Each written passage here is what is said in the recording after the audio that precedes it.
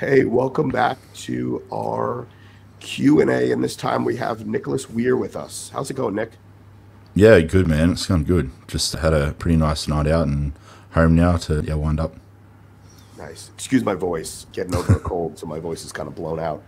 So we post these questions on Instagram, and people respond. So we can't go through all of them, obviously, and sometimes when people ask more than one, we'll try to pick the most relevant one or the best one to answer. This is not medical advice. We are not your doctor. Uh, in a lot of these cases, I would probably consult a doctor before doing some of these things. Okay, to start, so what do you think about the use of Jardiance or Januvia in bodybuilders to protect kidneys? So those are prescription drugs used, at least in the United States, perhaps in Europe as well, in type 2 diabetes to protect the kidneys. You can take that one if you want first. Yeah, sure. So, I mean, we probably see eye to eye on this one. Well, I kind of know that we do. I'm a big advocate of taking the least number of drugs possible to achieve an outcome. And when it comes to ancillaries like this, like if you're taking performance enhancing drugs and there's some sort of PED that you're using that causes kidney damage or liver damage, I'd look at removing that drug as opposed to adding in another drug to handle or manage one of the side effects you're experiencing from it. It's a no-brainer to me. Like, why do you want to start layering on drugs upon drugs upon drugs? Because that's the beginning of a ongoing kind of process. Like you can get to a point where you're taking several drugs to manage symptoms of the previous one, and it's kind of like the whole punching a hole in the bottom of a boat theory. Like you block a hole, another one kind of surfaces or another one becomes apparent because you've blocked the biggest kind of leak in the boat. And it's just a constant case of trying to basically putty up all of those holes, and all of a sudden you're taking a whole like pharmacy cabinet of medication, and you're no better off than you were before you started taking it all. So I'd say, yeah, see a physician in your local area. All these kinds of medication need to be taken under the guidance of a physician. You shouldn't just be, as much as Kurt is very educated, or as much as I might be familiar with a lot of the literature out there, you don't want to just take a drug based on what we might say in a video or based on what you might find online. Don't ask Google doctor, don't ask somebody, speak to an actual physician in your area. Might be expensive, but if you can't afford that and you're running drugs, then you need to really reassess your priorities. Yeah, I agree with all that. I would just say it's usually used in chronic kidney disease. If you don't have chronic kidney disease, I would not be using these drugs prophylactically on your own outside of the care of a physician. If you're damaging your kidneys from steroids, we could look at blood pressure and things like that first. There's not a lot of direct kidney damage caused by steroids. So I would question what you're using, what doses, what else is going on. And perhaps, like you said, just start reducing things instead of adding more drugs, right? I mean, success in bodybuilding, to really make it really simple, is basically a chicken and rice eating contest and your response to training, food, and steroids. If you are having side effects like kidney disease from steroids, that would not be considered a successful bodybuilding journey, right? The guys that typically make it to the top don't suffer from those sorts of things. So I would reevaluate perhaps what you're doing if that's the case. I don't know the person, and I only know this question, so I'm not trying to be harsh. I just see a lot of people self-medicating nowadays for no reason, and I really wish people would see a doctor for stuff like this. The next question: at the ages of 14 to 16, my doctor had me on 2.5 milligrams of letrozole daily to grow. Felt awful. Any long-term side? So in the US, we use anti-estrogen sometimes to aid in long bone growth, because once estrogen gets to a certain level, it causes the bone plates to close, and it's done. So it's usually either an AI or growth hormone or some combination of the two. Androgens have been used as well in random cases. It's a little harsh that they use letrozole. Generally, they use Arimidex. Long-term side effects, there's most of the side effects you experience while you're on letrozole go away. They dissipate upon cessation of use. There might be some sort of weakened tendons long-term, depending on other factors, though that's really all that I'm aware of that would stick around potentially long term, but they're not necessarily for your life. And I'm assuming that you're not still, I'm assuming that you're not 16 currently, that this was a while ago. Do you have anything to add to that? No, that was a good answer. I agree with all of that. I think, yeah, all of the symptoms, all of the side effects experienced from that are only while you're running the drug. I don't think I've ever had any lingering long-term side effects. I did use letrozole once. And yeah, I mean, it's similar to a lot of medication. You'll just experience the symptoms while you're on it. And once the drug clears the system, after you've elapsed the elimination time, everything tends to clear up.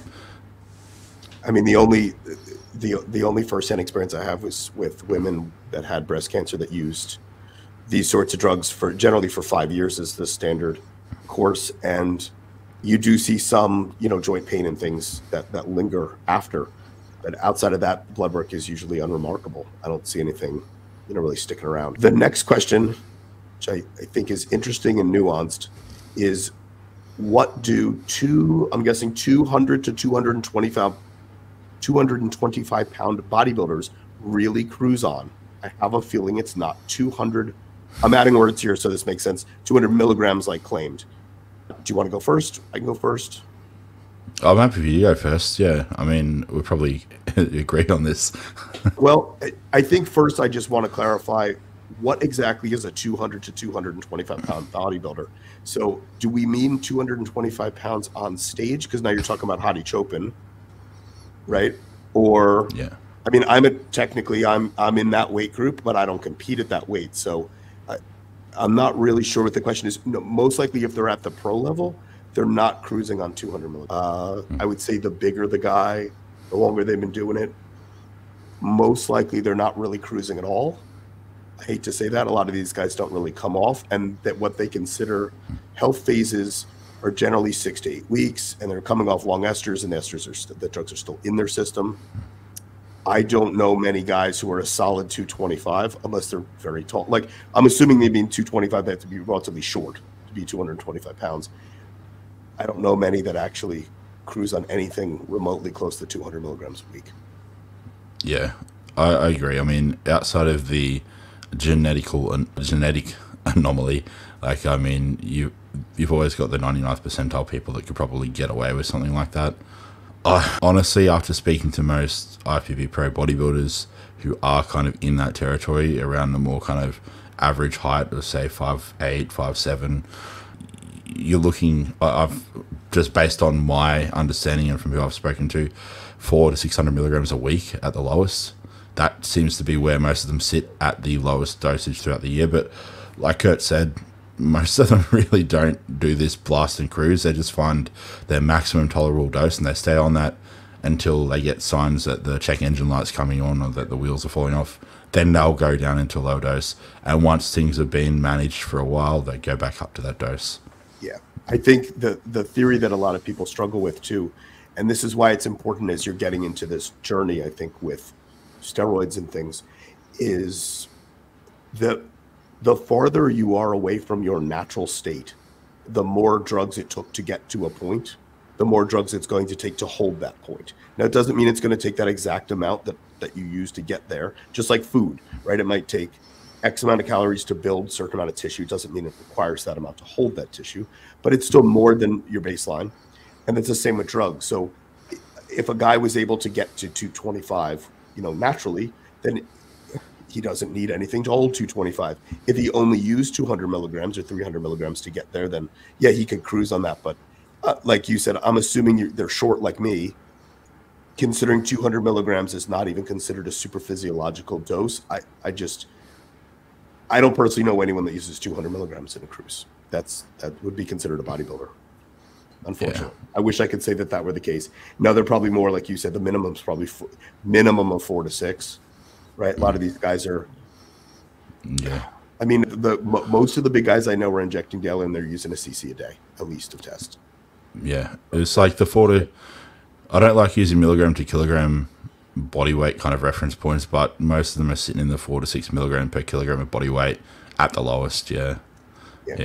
And I mean, I've actually known of somebody who was receiving TRT under the guidance of an endocrinologist, and in order for them to be in the physiologic range, they actually had to take 400 milligrams of testosterone a week. So it just goes to show it's not just also about, like the dose. I mean, a lot of it comes down to your androgen receptor density, how your body utilizes the actual androgens. And so, I mean, there's a lot of variance, but hopefully that helped. So the next one, is it necessary to crush E2 or estradiol during a cutting phase? Do you want to start? I'll start with this one if you want. It depends on the individual. Some people, I think you need to, in order to get to those low levels of adiposity that are required for a contest prep, you do need to kind of crash estradiol. Other people, I've noticed you don't really need to. And it ultimately depends on if that person has lost that body fat before. Because I think once you've lost body fat, even if you regain it, it seems like the body is more pliable. This is just purely anecdotal. I don't have any scientific literature to support this claim. But what I have noticed is once somebody suffers and they get that body fat off that problem area, aka that baby fat that they've never really lost prior to that, it just seems the body seems to be a lot more compliant with like liberating that fat when you kind of get to that point. So, I mean, once you've done it, I don't think it's necessary. But for the first time to lose stubborn fat, you might have to crash estradiol, I think, at least. Yeah, the only thing I would say there to clarify is, were they talking about a cutting phase as in you want to look ready for the beach? Or are they talking about getting ready for a show? I think they're two different things. Yeah. I would say if you are just trying to look good and you're just trying to get your body fat in the single digits, most likely you don't need to crush it. You should be managing your estrogen at that point. I would say most guys that prep for a show, depending on how hard you want to look, you're either going to significantly lower your estrogen at the end or you're going to remove testosterone, which is going to effectively do the same thing. So that's really, it just really depends on what exact sort of diet or what the end goal is. For competition, unfortunately, at the end, generally most guys end up crushing their estrogen. But it's not sustainable. It's just for a look in the short term. A couple weeks at the most. The next question was, is there any science to taking a day off, or is it just for a mental break? Now, we're assuming that means exercise, taking a day off from the gym, I'm guessing. I'm not sure what else it would be. Do you want to, you can start that one if you want. I honestly, flat out, I think it's a good idea to have at least one rest day. I think if you don't need one rest day, I'd start questioning how hard and how well you're actually training. If you can get away with not having a single day off each week, I think you're probably doing a lot of junk volume, potentially not training enough to get the stimulus you need, and therefore you just never kind of run into any recovery issues. You're not accumulating fatigue to any degree, and I just think it's beneficial to have a day off. Like, even for I know he said, like, aside from psychological benefits, I think connective tissue and stuff does take a bit of a beating if you don't have at least one day off. Just the repetitive process of doing those movements under load, if you're not having some sort of cessation of that. I agree. 100%. I would say like I only, at the moment, I'm only training 3 or 4 days a week, and I'm still making progress. I think it might be a super unpopular opinion, and I'm not saying people should work less necessarily. I think that bodybuilding as a whole, or the fitness industry, tends to revolve around a lot of obsessive compulsive behaviors. So people tend to do a lot more of everything at their own detriment. And there's clearly reasons to take time off from the gym. You need to rest and recover. You're not necessarily making progress while you're lifting. I mean, that's known and been proven.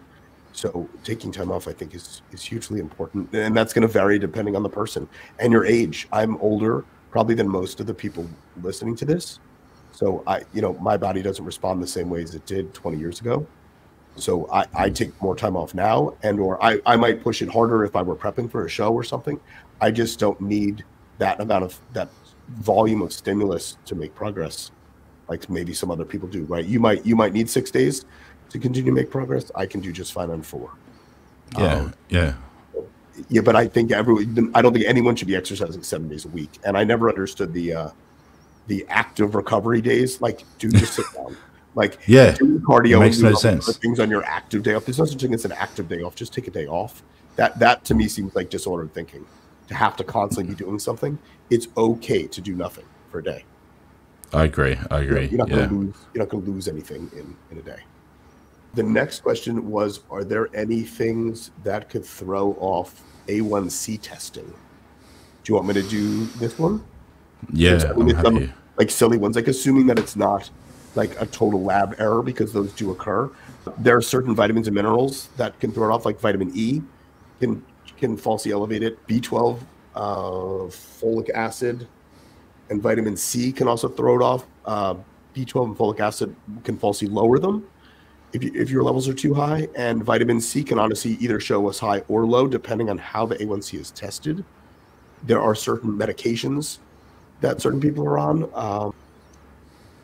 Stress, if you've had some sort of tragic thing occur in your life, and you're chronically stressed out, that will change the way your body deals with blood sugar. And also being anemic, if you're iron deficient, that's generally not what you see in the bodybuilding community, but that can definitely throw it. And that's actually part of the reason why it's so elevated in people with diabetes. They also tend to be iron deficient. As far as lack of sleep as well, the lack of sleep, it causes a ton of health problems and inconsistency in sleep, and that will definitely throw off your blood sugar. And if you're doing it long term, it can absolutely, you'll see it. So all A1C is just a long-term snapshot of fasting glucose, because fasting glucose can be inaccurate sometimes. So we look at A1C that way. We can get basically an average. So if your sleep is atrocious, or any of these things are occurring on a long-term basis, it will throw your A1C off.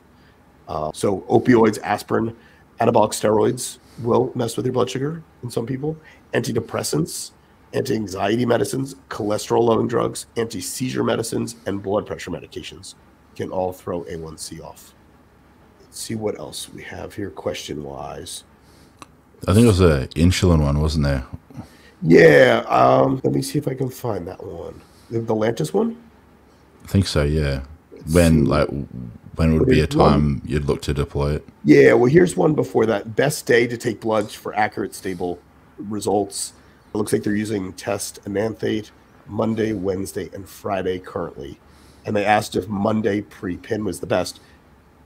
Yes, I think we have to ask ourselves the question, though, what are you considering the best result? You're trying to get the lowest reading on the lab results, because technically that would only occur at that one point in time. Technically, it's going to be an average of what you're getting. That's why you're pinning so frequently. You're not really getting highs and lows. Your lowest would be right before that Monday pin. But again, that's only showing what's occurring Monday morning. It's not showing what the rest of the week is occurring. So it really depends on how you define best. If your doctor's if you're trying to find the lowest reading for your physician, then yeah, that Monday morning would be the ideal time, right? Unless, do you have anything else? Yeah. No, I'd say, yeah, the longest duration after your last injection before your next one. That's going to give you the most accurate low. Yeah, but it was a bit vague. Like, is he looking for that, or is he looking for an accurate gauge of his estradiol levels at his current dosage? Like, there's a lot of unanswered, like, specifics. Yeah. So the next one, this one could be kind of a lead into the Lantus one. How do you go about preventing insulin resistance when food gets high during the off season? I'm just going to keep this one simple. I would probably make sure your body fat stays lower and you're doing some amount of cardio is really the easiest ways to manage insulin resistance. And perhaps don't eat the same amount of food on a day-to-day basis. That's one of the many reasons I think why a lot of guys carb cycle is to keep yourself, not becoming insulin resistant. I don't know if you have any other tips outside of using insulin, because that becomes a whole other complicated thing, and that doesn't necessarily prevent insulin resistance. Yeah, that's the topic in itself. Yeah, no. So what you said, the not letting body fat levels get too high in the off season, that's my first call to action.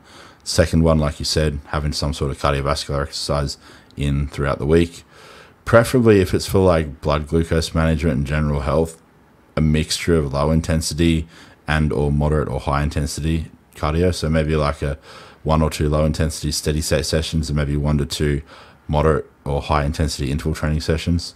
Doesn't have to be a lot, just a little bit. And then aside from that, adequate, like you said, cycling carbohydrates, and then also adequate fiber. That'd be the 4 things. Yeah. Can you run high primo?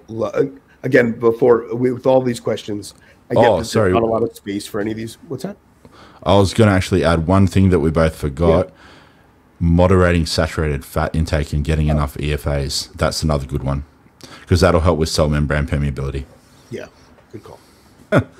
Yeah, because people don't associate their dietary fat intake with that. That does play a big role.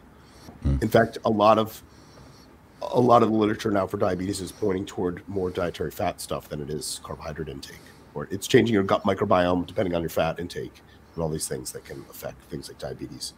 Can you run high primo, low test and not crash your estrogen? Again, this is super individual. That literally just depends on the person. Assuming the primobolin's real, it does have some effect on testosterone as an AI, the way it's metabolized. I've seen it all over the place. I see guys that can run test and primo at a 1-to-1 and still need an AI. I see other guys that can't use 200 milligrams of primo without crushing their estrogen. Right? I mean, what's your...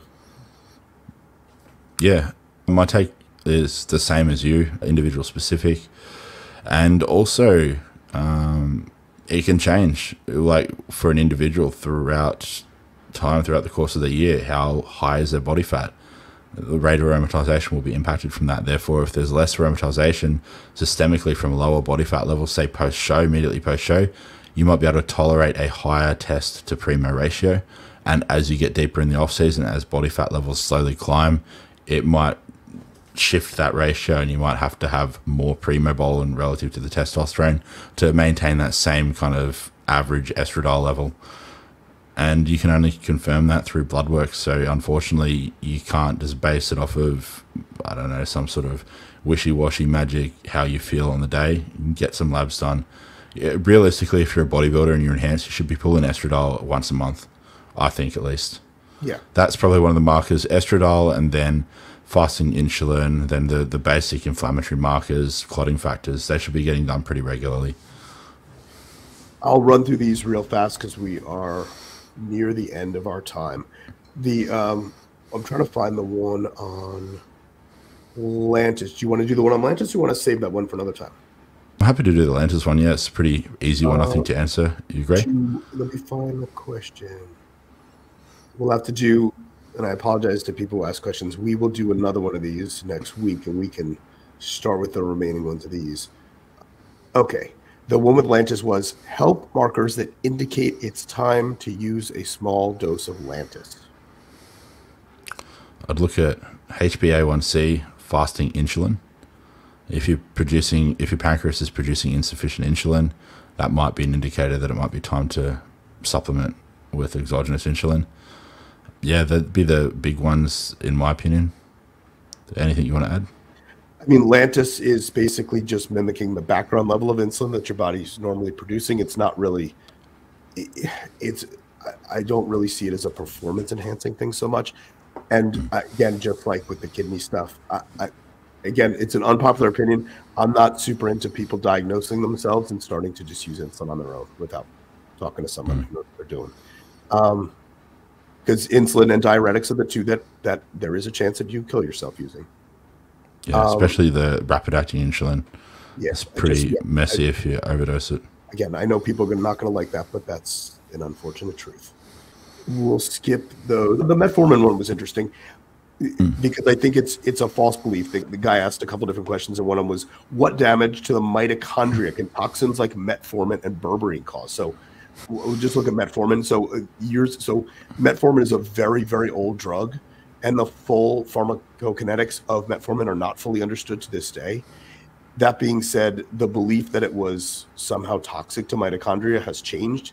It's actually acting more as like a mitochondrial uncoupler. And so it's going to vary based on the cells that it's interacting with and depending on their ability to engage in aerobic glycolysis. So it's actually being used in cancer now because it might aid in killing cancer cells. I wouldn't say that metformin would be considered toxic to the mitochondria, though. It's just changing the way the electron transport chain works. So just to clear that up.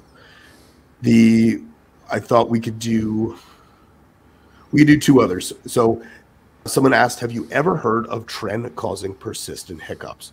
So most likely that is from the prostaglandin response that you get from trenbolone. It's normally seen as a cough in the acetate ester.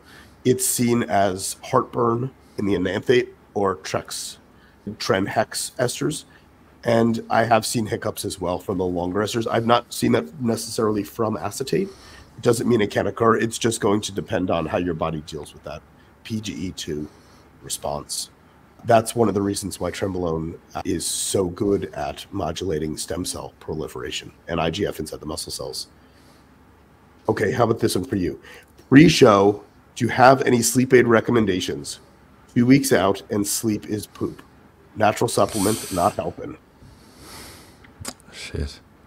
A natural supplement's not helping. I mean, I'd audit your diet, make sure your caffeine intake is lower or non-existent, or at least just stop your caffeine intake in the final hours of the day. Nothing beyond midday, I'd say, depending on how early or late you're sleeping. But 6 to 8 hours prior to bed, it's a good idea to cease all caffeine consumption.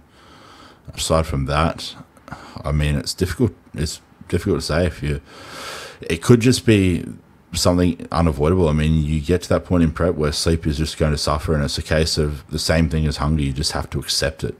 I mean, low levels of body fat, your body is going to wake up a lot more. You're going to be in more of a sympathetic state. There's going to be more sympathetic drive, not only from the low levels of body fat, but also from the high levels of androgens. It is going to cause that higher level of arousal, and you just have to kind of take it. You take the good with the bad. I mean, if you want to be a bodybuilder, you just have to accept the fact that it comes with the territory of getting very lean and or the use of performance enhancing drugs. But I'd say have good sleep hygiene in place. Make sure that you limit kind of, I guess you could say, technology light exposure in the final hours of the day. Try use softer lights in the evening to kind of help down regulate and get your body kind of prepared for sleep. And then, yeah, just make sure you're not consuming caffeine. The only two things I would add that I've seen that make a noticeable difference: magnesium. Most people take magnesium now. Most people don't take enough. The RDA is, in the 400s.